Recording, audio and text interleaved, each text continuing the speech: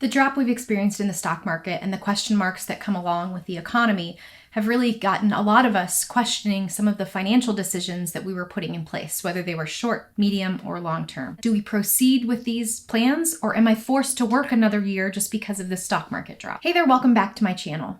It's in times like these that we may be feeling stuck or anxious because those plans that we had put in place have a big question mark beside them. We're wondering, can we actually still do them? And if we can't, we are grieving that loss within ourselves. For someone who is planning to retire this year, something they've been working literally for 35 years to get to this point, that can be a big point of contention within ourselves. So in this video, I'll be addressing those plan A's that we have, whether that's short, medium, or long term, and how to rework the plan to make it work for you. The first step is to define plan A exactly as you desired.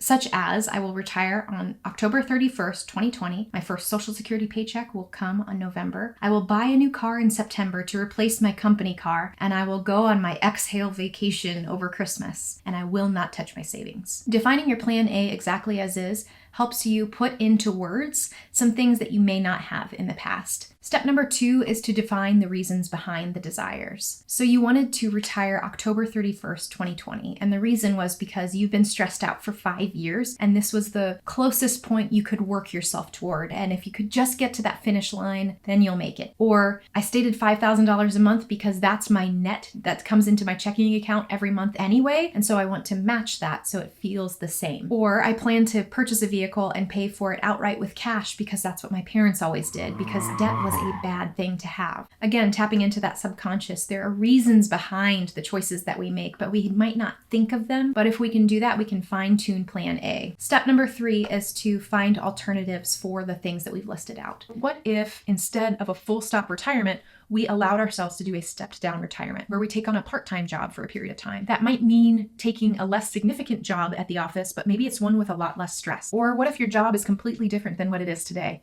That you think, if I can find a different job in a different field and apply the skills that I have from one field into another field, maybe that will give me enough newness that I could continue this on another 2 years. So what if instead of looking at the top line, the net check that comes into your checking account every month, and trying to match that, in my example, it was $5,000, what if instead you simply looked at your budget? You looked at your set expenses, your overhead, and you knew that on a month-to-month basis, I actually only spend about $3,000 a month, and that is absolutely what I spend.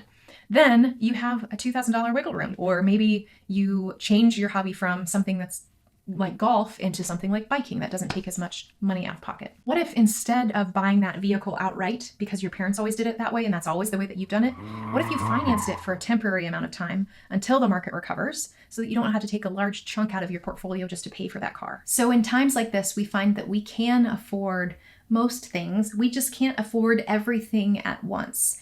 A time of economic stress forces us to choose options, to be flexible in order to really achieve the true values of our plan, the true goals that we have of reducing stress, of being able to work less. All right, friends, that's all I have for today. Thank you so much for tuning in. I appreciate it as always.